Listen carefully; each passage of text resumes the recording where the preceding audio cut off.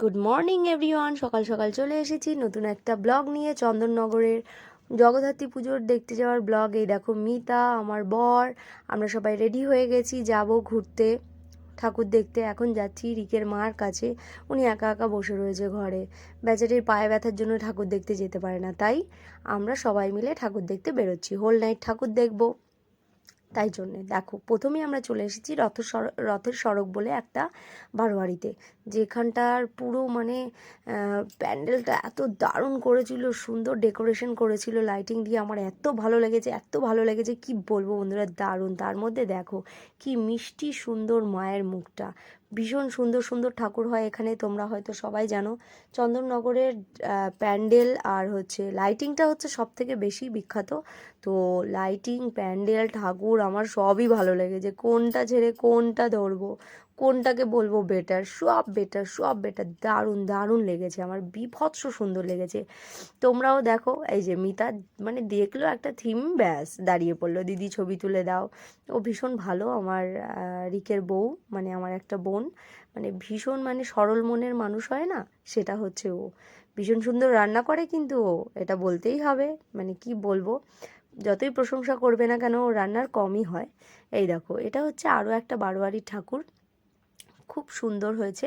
মানে আমি যতই ঠাকুর দেখছি ততই আমার ভালো লাগছে। এটাও আরও একটা প্যান্ডেল, এখানটা একটা সুন্দর মানে থিম করেছিল। তো সেখানটায় চলে এসেছি। ওর কাছে যখনই ক্যামেরা ঘুরে ঘুরে যায় না, তখনই ও শুধু হাই হাই এরম করতে থাকে। আমি ওকে বকা দিলাম, বললাম কি তুই এরম করছিস কেন রে, যখনই ক্যামেরাটা তোর দিকে ঘুরে যাচ্ছে তখনই হাই বলছে। রিয়াদি আমার সবসময় হাই হাই করতে ভাল লাগে। তো পুরো মানে হয় না বাচ্চার মতো, আমার ওকে ভীষণ পছন্দ হয়। তো এই দেখো আরও সেই বারোয়ারি ঠাকুরটা, এটা একটু অন্যরকম করেছে, বেশ সুন্দর মিষ্টি দেখতে মাটা, মানে আমার ভালোই লেগেছে, সুন্দর করেছে দেখো, খুব ভালো লাগছে দেখতে। এক কথা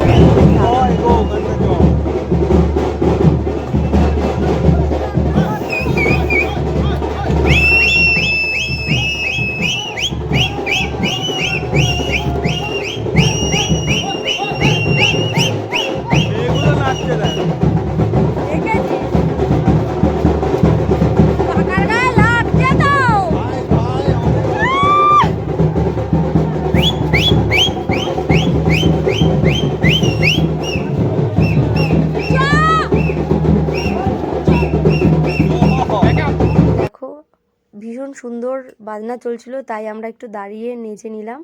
এবার রাহুলের কাছে ফোনটা দিয়ে দিলাম। আমরা একটুখানি কোল্ড ড্রিঙ্কস খাচ্ছিলাম বলে, আইসক্রিম এগুলো খাচ্ছিলাম বলে ও একটু আমাদের ভিডিও করে নিল। বললো অনেকক্ষণ থেকে তো ব্লগ ভিডিও করে যাচ্ছিস, দে তোদের দুজনের একটুখানি ভিডিও করে দিই। তাই ওর কাছে ফোনটা দিয়েছিলাম, একটুখানি ফোন ছেড়ে হাঁটছিলাম, বরের সাথে একটু সময় কাটাচ্ছিলাম। মানে ভীষণ ভীষণ ভীষণ ভীষণ হয় না, সারা রাত ধরে এনজয় করেছি আমরা, বীভৎস এনজয় হয়েছে, ভীষণ ভালো লেগেছে আমার, কি বলবো মানে খুবই ভালো লেগেছে। হঠাৎ করে মেলার মধ্যে দেখতে পারি এই এই খেলনাটা। প্লিজ আমাকে ক্ষমা করে দাও, প্লিজ প্লিজ আমাকে ক্ষমা করে দাও প্লিজ। সেই পড়েই গেল। দেখো এটা আবার একটা অন্য বারোয়ারিতে চলে এসেছি। এখানেও মানে যে ডেকোরেশন করেছে পুরোটাই লাইটিংয়ের ওপরই করেছে, আর সুন্দর সুন্দর মানে মুখের থিম, ছো ডান্স তোমরা হয়তো শুনেছো। তো সেই ছো ডান্সের যে থিমগুলো আছে সেই সব দিয়ে এই পুরো থিমটা করা রয়েছে। ভীষণ সুন্দর সুন্দর মানে ডেকোরেশন ছিল প্রত্যেকটা ঠাকুরের। দেখো এখানের মাটা, এটাও মানে খুব মানে ইউনিক ধরনের, মানে প্যান্ডেলও করেছে আর মাটাকেও করেছে ভীষণ ভালো, মানে খুব সুন্দর দেখতে। তো আমি আস্তে আস্তে করে পুরো ভিডিওটা করছিলাম, আর প্রত্যেকটা মণ্ডপে রাস্তায় হট করে ফুচকা দেখে ফুচকা খাওয়ার ইচ্ছে হলো ছেলেদের, তাই জন্য ওরা লেগে পড়লো ফুচকা খেতে। ফুচকাটা এত ঝাল করে মাখিয়েছে কি বলবো, আমি তো একটা খেয়ে আর খেতে পারলাম না। তারপরে আমি সরে গেলাম, আমি আর মিতা দুজনেই। কিন্তু বাকি ছেলেরা ভীষণ মানে মানে হয় না পাঞ্জা দিয়ে ফুচকা খাচ্ছে। আমার বর ফুচকা খেতে খেতে এমন ঝাল লেগেছে, ব্যাস হয়ে গেছে ওর, ও ছেড়ে দিয়েছে পাতা। প্রচুর ঝাল প্রচুর ঝাল বাবা, ভীষণ ঝাল লেগে গেছে ওর। ও ওরও ঝাল লেগেছে, কিন্তু ও বলছে না, একটু চোখ মুখ দেখলে বোঝা যাচ্ছে চোখটা লাল হয়ে গেছে, এর তো ভীষণ ঝাল লেগেছে, নাক চোখ দিয়ে জল পড়ছে। আর আমাদের রিকু, ওরও কিন্তু ঝাল লেগেছে, কিন্তু ও তা ঝালের চোটে শুকনো ফুচকা নিয়ে নিয়েছে, 4-5টা শুকনো ফুচকা খেয়ে নিয়েছে, কিন্তু তাও ফুচকা খাওয়া ছাড়ছে না। এইবার টাকা নিয়ে একটুখানি ওনার সাথে গোনা নিয়ে একটু কথা হচ্ছে, কটা ফুচকা দিল, ক টাকা করে বলল, সেই সব নিয়ে ফাইনালি ফুচকা খেয়ে তো আমরা বাড়ি চলে গেলাম। তখন 5:30-6টা বাজে। পরের দিন সকালবেলা ওই 9:30-10টার সময় চলে আসলাম কুলতলা বারোয়ারিতে ভাসানের জন্য। এই সময় মাকে ভাসান দেওয়া হয় সকালবেলা থেকে 4টের মধ্যে। যত মা আছে যেগুলোর রাত্রিবেলা ঘুরিয়ে ভাসান হয় না, তাদেরকে সকালবেলা ভাসান দিয়ে দিতে হয়। তো কুলতলা বারোয়ারির ভাসানটা সকালবেলা, তাই আমি চলে এসেছি। আমার চোখে একটু অ্যালার্জি, তাই জন্য সানগ্লাস পরে নিয়েছি। ভীষণ কষ্ট হচ্ছিল ডাক্তারের কাছে যেয়ে সকাল সকাল অ্যালার্জির ওষুধ টষুধ খেয়ে একটু ভালো হয়ে তারপরেই আমি এসেছিলাম একটু ভাসানে।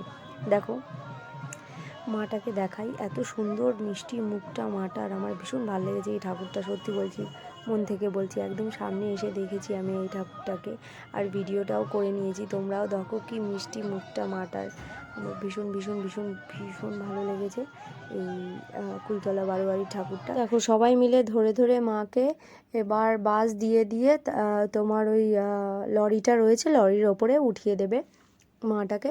তারপরে কত কষ্ট করে এরা এরকম বড় বড় ঠাকুরগুলোকে ওঠায়, মানে দড়ি দিয়ে বেঁধে টানা দিয়ে প্রায় 20-25 জন মতো লোক নিয়ে তারপরে ওই ইয়েটাতে তোমার লরিটাতে ওঠাবে মাটাকে, তারপরে ভাসানের দিকে মাটাকে নিয়ে যাবে। দেখো এরমভাবেই এরা ঠেলে ঠেলে ঠেলে ঠেলে ধরে ধরে মাটাকে ওঠায়। এই যে যে ওঠানো ঠাকুর মূর্তি ওঠানোর একটা এক্সপিরিয়েন্স, এটা আমি করেছি, ডেঞ্জারাস।